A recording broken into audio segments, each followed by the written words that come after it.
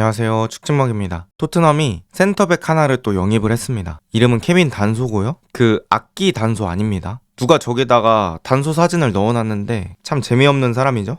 네, 그럼 이제 시작해보도록 하겠습니다. 일단 2,500만 유로, 우리 돈 375억으로 일단 이번 시즌 임대 형태로 온 다음에 의무 이적으로 바뀌는 겁니다. 그러니까 사실상 영입이랑 똑같은 거죠. 그러면 단소는 어떤 선수인지 모르시는 분들을 위해서 간단하게 한번 설명을 드려볼게요. 일단 이름은 케빈 단소고요. 1998년 26살이고요. 오스트리아 국적의 오른발잡이 센터백입니다. 리그앙 랑스라는 클럽에서 토트넘으로 이적하게 되었고요. 이 랑스가 맨시티의 우즈벡 김민재라고 불리는 후사노프라는 선수 있어요. 그 선수가 뛰던 팀인데 랑스는 후사노프, 단소 이렇게 두 명을 겨울 이적 시장에 보내게 되었습니다. 피지컬도 딱 든든하고 수비도 상당히 무섭게 잘할 것 같습니다. 단소는 어떤 특징을 가지고 있는지 한번 알아볼게요. 일단 저 개인적으로 단소한테 처음 빡 하고 느꼈던 거는 축구를 잘한다기보다는 운동을 잘한다는 느낌이 좀 들었습니다. 약간 체대생을 보는 듯한 느낌? 미식 축구 선수 느낌? 약간 이런 느낌이 들었고, 우리가 흔히 말하는 공을 예쁘게 차고 축구를 잘한다는 유형, 그리즈만이나 모드리치 요런 스타일보다는 좋은 운동 능력을 바탕으로 플레이하는 선수다 라는 느낌이 경기를 보면서 가장 먼저 든 느낌입니다. 또 단소가 압박 없는 상황에서 롱패스 정확도는 나쁘지 않았던 것 같습니다. 이제 상대가 단소한테 압박 거는 게 아니고 자기 자리만 잘 지키고 있을 때, 그때 단소가 센터백 자리에서 사이드 쪽 풀백에게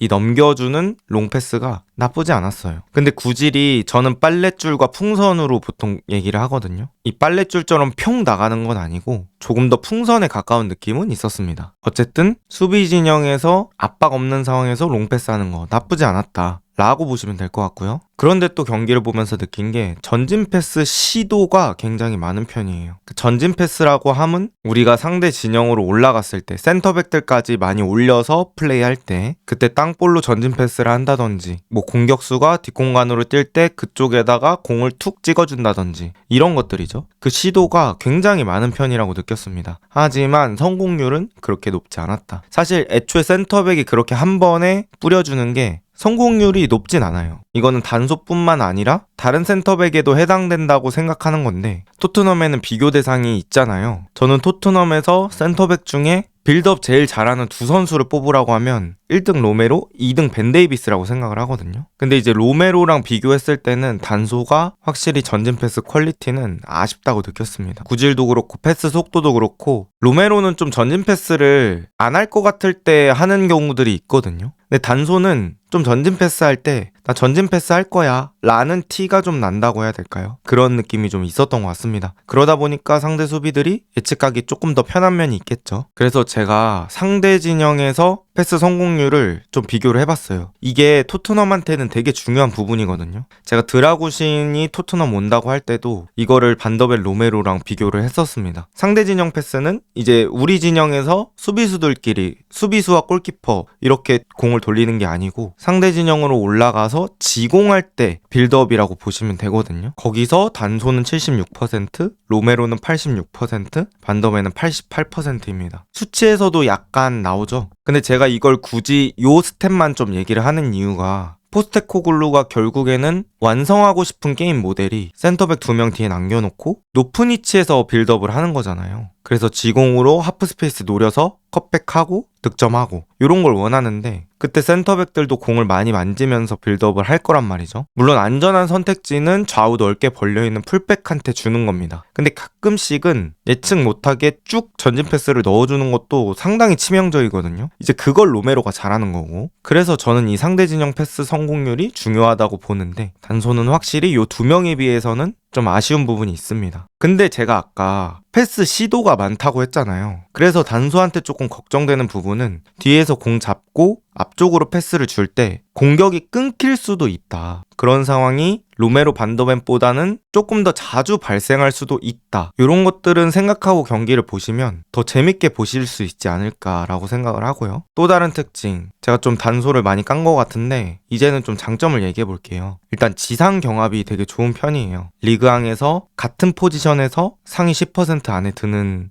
경합 능력을 보여주고 있고요. 황소 같은 피지컬 그리고 힘을 보유하고 있습니다. 그래서 이 몸끼리 비비는 그런 상황, 그런 데에서는 단소가 되게 황소 같은 그런 느낌이 나더라고요. 뭐 제가 직접 부딪혀본 건 아니지만 멀리서 봐도 막 에너지가 되게 느껴져요. 아까 제가 최대생 같다고 한 것도 약간 연관되는 부분인데 힘 빡 주고 밀어내면 상대 공격수들이 잘 밀렸던 것 같습니다. 그리고 이 부분 되게 중요하죠. 토트넘이 상대하는 팀들 중에 토트넘과 비슷하게 지공을 하고 싶어하는 팀들도 있지만 그렇지 않은 팀들도 있어요. 역습 위주로 가려고 하는 팀들이 많은데 그런 팀들은 뭐 우리 팀 덩치 좋은 센터포워드한테 공을 때려 놓고 거기서 센터포워드가 지키거나 돌아서면 그걸 바탕으로 그 선수한테 붙어주면서 역습 나가거나 공격 전개할 때가 많거든요. 근데 단소가 경합 능력이 좋다. 그거는 만약에 그런 센터포워드한테 공이 들어갔을 때 단소가 뒤에서 막 몸으로 밀어내면서 못 돌아서게 하고 최대한 불편하게 만들고 그러면 상대의 공격 속도도 늦출 수 있고 또 더 좋은 상황은 애초에 몸으로 밀어내서 공을 뺏어서 다시 역습을 가는 거겠죠. 역습에 역습을 가면 상대 밸런스가 많이 깨져 있기 때문에 또 치명적인 상황을 연출할 수 있습니다. 또 가끔씩 우리나라 김민재가 자주 보여주는 것처럼 상대에게 패스가 오고 있을 때 상대 공격수 앞으로 이렇게 돌아서 갖다 박는 그런 것들도 있더라고요. 그래서 그런 면들, 그런 파워풀한 면들은 좀 기대해봐도 되지 않을까라고 생각을 합니다. 그리고 또 제가 느낀 거는 점프력, 탄력, 낙하지점을 포착하는 능력 모두 좋습니다. 제가 경기를 보면서 헤딩 경합하는 거를 봤거든요.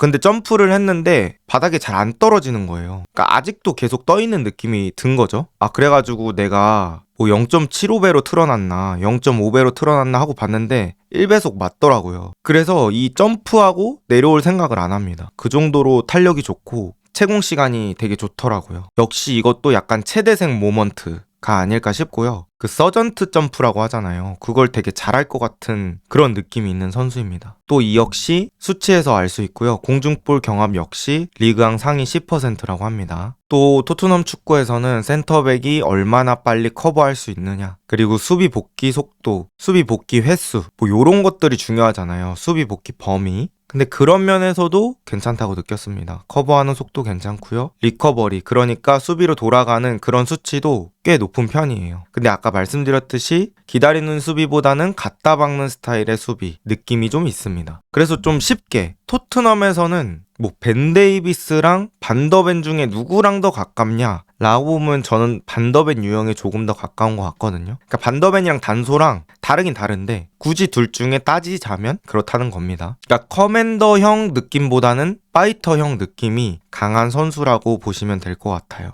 그래서 중요한 건 이거잖아요. 토트넘의 전술에 잘 어울릴까? 제일 중요하죠, 어떻게 보면. 근데 여태까지 따졌던 능력들을 봤을 때는 좋은 면도 있고 나쁜 면도 있는 것 같아요. 그리고 제가 드라구신이 오기 전에 느꼈던 느낌보다는 조금 더 괜찮은 것 같습니다. 저 개인적으로는 드라구신보다는 단소가 토트넘 축구에 조금 더 맞지 않을까라는 기대감이 좀 있는 편이고요. 아까 말씀드렸듯이 파이터형 수비수인데 예를 들어 반더벤, 단소 뭐 요렇게 설 수는 있지만 그렇게 서면은 파이터형 센터백이 2명이 되는 거잖아요. 그래서 반더벤보다는 뭐 로메로, 벤 데이비스, 그레이 요런 선수들과 짝을 맞추는 게 더 조합적으로는 밸런스가 맞지 않을까 요렇게 생각을 해봤고요. 그래서 잘 산 거 맞냐? 라고 이제 물어본다면 저는 잘 산 거라고 생각을 합니다. 가격도 싸고 경험도 적지 않은 편이죠. 이제는 전성기에 들어가는 나이기 때문에. 또 다른 포지션과 다르게 저는 센터백은 경험이 더더욱 중요하다고 생각을 하는데요. 경기장을 가장 뒤에서 보기 때문에 그런 것도 있고 전체적으로 선수들을 컨트롤하는 위치가 될 수도 있기 때문이기도 하고 신체 능력은 떨어지더라도 경험 많은 수비수들이 성공하는 사례들을 많이 봤잖아요. 뭐 티아고 실바라든지 40살 넘어서 유로 나간 포르투갈의 페페라든지. 그래서 단소를 토트넘이 데려온 이 나이 26살이란 나이 괜찮다고 봅니다. 그리고 리그왕에서 리그 베스트를 수상한 적이 있기 때문에 어느 정도 실력도 검증된 센터백이 아닌가라고 생각을 하고요. 일단은 로메로, 반더벤을 주전조라고 생각을 했을 때 단소, 드라구신, 벤 데이비스,